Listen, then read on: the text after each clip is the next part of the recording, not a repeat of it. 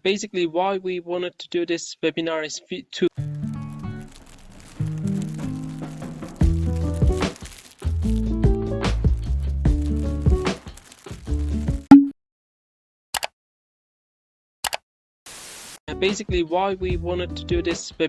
to twofold. One is there are a lot of confusion about how to work in the UK and what is the working conditions in the UK, because now we are actually whirling up with this very prominent strikes. We do it almost every month. Both consultants and junior doctors start to join, and it's been going on more than 6 months now. So we wanted to give you a more clearer picture and answer the question if the UK is still the best option for you.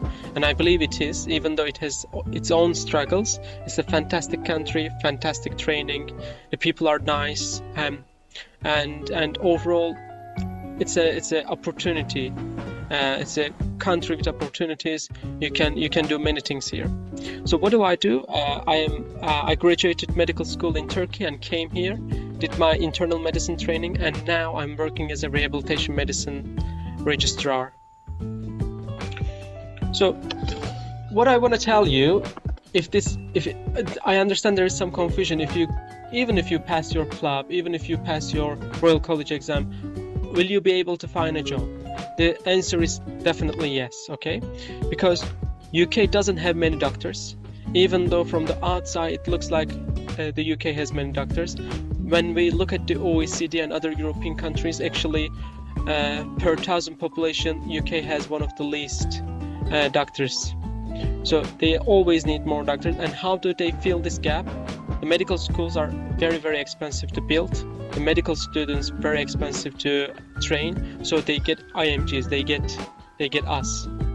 And how do they get us? They just want to make sure that we are a good quality doctor, we know what we are talking about. And when we look at the numbers, 35% of all doctors in NHS are IMGs, okay? And probably this number is much higher, because some people, even though they are IMGs at some point, they get their British citizenship and they become British, and in the statistics they not appear as IMGs. Okay, probably the real number is closer to 50%. And to be fair, when you come for clinical attachment here, you will see it yourself. For example, I work in UCLH, and most of our MDT is IMG, so from all over the world, not just the junior doctors but also consultants. Okay. And the path is very clear. You need to have obviously medical school degree, a valid FY1 internship. This validity is very important. At least 3 months of surgery is very important, and 12 months uninterrupted FY1 internship program. So usually people get stuck in this 3 months internship program. Do whatever you want, get some elective surgery time, but get this 3-month time for sure. Otherwise, it's just gonna give you a lot of headache. Obviously, you need to show that you can speak English. I'm sure you all do. Nigerian people usually don't have any problem with the English, but they have sometimes problem with giving that English proficiency exam. So what I suggest, IELTS is quite hefty. It's difficult to pass, especially the writing part. OET is slightly easier, and it is medical, to be fair. But OET is almost 3-4 times more expensive than OET. I know that now the Nigerian Naira is devaluating, so the economical situation might be difficult, but if you can get an OET place, go with OET. It's just gonna give you a lot of time. And PLAB 1, PLAB 2, and then full GMC registration. You guys all know PLAB 1. PLAB 1 is an easy exam. Okay, it's a multiple choice question. You guys are very good doctors. You know how medical school works anyway. Most people not gonna have any problem with PLAB 1. But when it comes to PLAB 2, it is very unique. It's very unique to Anglo-Saxon society. So basically, you do OSCEs. I myself in Turkey never had an OSCE exam, and I never had to show my communication skills in front of a doctor with an actor. Okay, but that's what PLAB 2 is about. We're going to talk more about PLAB 2. So now the PLAB 2 is also changing. The UKMLA is coming. Please don't get nervous about UKMLA. It's just a similar system. It's just more about politics than the actually changing the system. Basically, there is a trend in the UK. They wanna delete these borders between IMGs and the UK graduates. You know, in the past, like 5-6 years ago, when we go for specialty training, there were 2 rounds. One round for the UK graduates, okay, and the other round was for IMGs. And it was so difficult to get a surgical post, okay, or some specialty which is highly sought by the UK graduates. But now we are all in the same pot, okay. What they want to do, they want to demolish these borders between IMG and the UK graduate, and this is one way forward to this. What do I mean by this? We IMGs have PLAB right now, and the UK graduates have their final year medical school exam. Basically, they are combining these two and creating this UKMLA. Both of us, both IMGs and the UK graduates, are going to pass that in order to work in the UK. And what do we know? PLAB 1 is going to be similar to AKT, which is a equivalent of test clinical knowledge exam, and PLAB 2 is going to be CPSA, basically a simple assessment about the medical practice in the UK. And the content map are very similar. You can Google it. We couldn't see much difference between MLA content map and PLAB blueprint.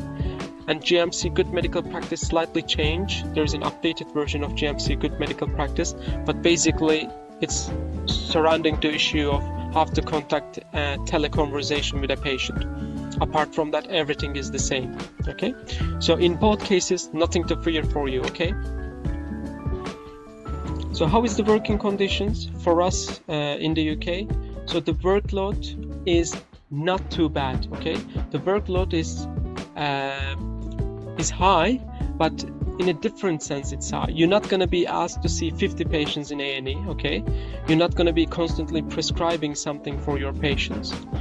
You might be seeing maybe 10 patients, but what they want is a good documentation, good family updates, good patient updates, and you will be also talking with a lot of your colleagues, okay, during the day. So even though you work 12 hours, and you're going to see only maybe 10-12 patients, you're going to spend a lot of time with those patients, okay? So you're not going to feel like, oh my god, it's just a chill job, I'm only seeing 10 patients. Because when I look back, when I was working A&E in Turkey, I was seeing easily in a night 50 patients, okay? When I've been told that I'm going to see only 10 patients, I was very happy, but the workload is still there. It's just more organized. You still work, but you work in a more organized way. You go and speak with your senior, and then go and speak with some other specialty. You still do a lot of work.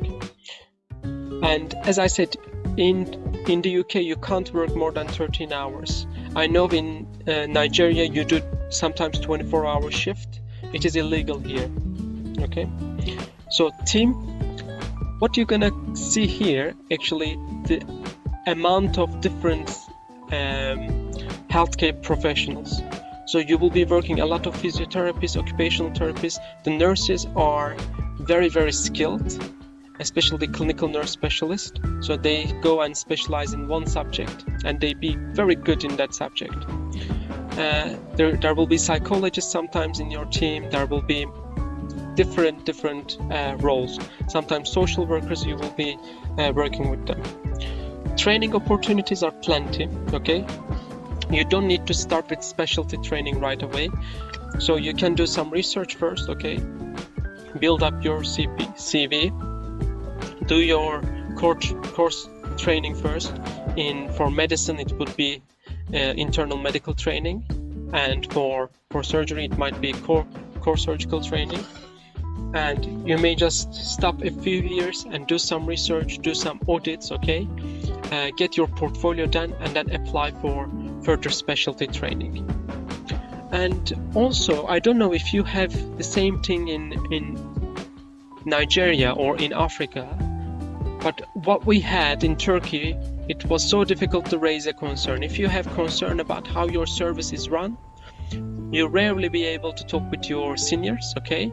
And rarely things get done in a way that you work in your competency, or when you raise a concern, it's actually taken seriously, okay? But here, raising a concern is a very, very important thing. It's very much encouraged. So if you do a mistake, or somebody does a mistake and you raise a concern about it, it is not looked down upon, okay? It is actually encouraged. And as an IMG, do I see any discrimination at all? I don't see any discrimination. And what you see here in HR, there are a lot of smaller sub-organizations or like societies to stop the discrimination. So sometimes there will be people working for equality, stopping discrimination. You could be in a different background, different culture, different sexual orientation. If you feel like somebody is discriminating you because of your background, there are a lot of places that you can raise your concern, and it is taken very seriously. Okay, they don't joke about this. The person who is trying to discriminate you is gonna have a lot of trouble. Okay. Okay, so the pay is usually the most asked question overall. So they always ask how much you get paid, and it's actually very transparent. Okay, if you go Google, they will tell you how much each level actually makes. So for example, when you become intern doctor FY1, okay, you're gonna be getting around £32,000, okay? But you almost all are gonna be finishing FY1, FY2 in your home country and come here as a CT1 SHO level. Some of you will be done with your specialty training as well and come at the SPR4 level. So you will be earning around £55,000, okay? And £55,000 is a basic pay. So if you do 9 to 5 kind of job, you will be making 55,000. But for any other let's say on calls, if you are doing weekend on calls, night on calls, you will be in a banding. For example, if you are working A&E and A&E is very hectic, basically you would be in band 3, and band 3 means they will just double your pay. So if you are working ST4 level and you are working in A&E and you don't get required rest, you are doing night, weekends every now and then, your basic pay is gonna be multiplied by 2. Okay, this is not very realistic, and it is not good for the trust, the hospital. So they usually try to prevent this, but it is not uncommon for someone to work as 2B or 1A. Okay, that means that your salary is going to be, probably if you are doing on calls, will be multiplied by 1.5. And I wanted to show this one. This actually explains why people wanted to strike in the NHS, because there's a lot of workload dating. But as we look at the back, actually the workload is not too bad, and you get always the support you need. Obviously, NHS regulations and rules are famous in the world, but these actually at the beginning is something beneficiary for you, because what happens is, if you don't know anything, you go to the NHS rules or your trust rules, you look at the regulations and they exactly tell you what you need to do. Okay, dealing with difficult patients, definitely it's not an easy job being a doctor. So you will be seeing the patients in their worst condition, and usually they don't have any patients. They've been waited for 3-4 hours. But you're gonna learn this, okay? We're gonna teach you in PLAB 2 how to deal with those difficult patients. Again, having to work long hours, 13 hours is the longest hours you can work in a day. And we all know that in other parts of the world, we do 24-hour shifts, 36-hour shifts, okay? And getting sued, to be fair, it shouldn't be a problem for you, because actually in the UK it's a rare thing. It's an American thing, and since the UK and America is like a cousin, they just copy their fears and they said, oh my god, what if I sued? If you get sued, usually the trust is liable, and there's a lot of indemnity protection for you. Okay, so in summary, from my point of view, UK is a great culture. Okay, they are welcoming people. Most of the time they are very respectful. As an IMG, you're not gonna feel alone, okay? Especially if you are working in a big city, London, Manchester, Liverpool. These cities have a lot of people from different backgrounds, different part of the world, so you're not gonna feel alone. The multicultural environment is important because what you're going to see, a lot of the things you experience at the beginning has been experienced by many people. So when you want to talk about these feelings, these experiences, you will find a lot of people to talk with. It has a good purchasing power. I'm not saying when you come to UK, it is going to provide you luxury. It is unlikely it's going to provide you luxury, especially not in London. But what happens is in other part of the world, when you go for let's say 2 weeks of vacation, you're going to feel the power of the pound. Obviously, it has great institution training opportunities, and you're going to grow as a person, I believe. When you come to another country, what you realize is you know more about yourself and than you think that you did know. Okay, you actually discover yourself. So all these challenges can be only overcome by you. Okay.